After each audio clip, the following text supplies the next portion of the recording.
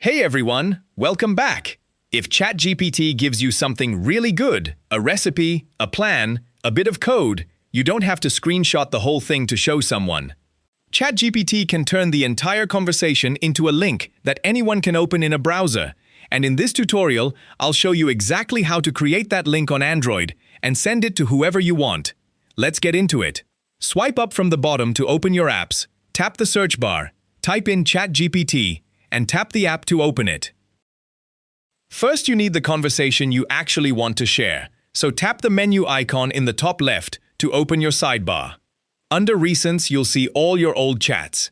Tap the one you want to send. I'm picking this one about the gold price, and it opens up exactly as it was. Now, with that conversation open, look at the top right corner of the screen. There are 3 dots there. Tap them, and a menu drops down with Share, Pin, Add to Project, Uploaded Files, Find in Chat, Add to Home, Archive, and Delete. The very first one is what we want. Tap Share. And this is the Share Conversation panel.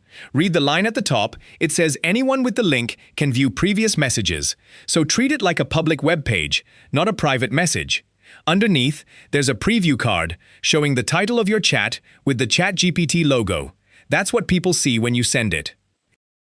Now, at the very bottom, you've got 2 buttons. Tap Copy Link and watch the little message pop up, Copied to Clipboard.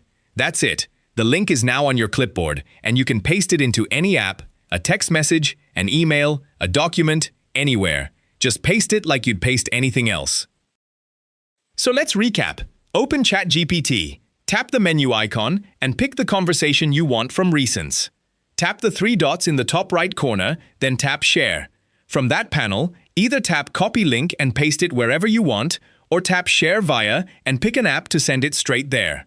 And remember, anyone who gets that link can read the whole conversation, so only send it to people you trust.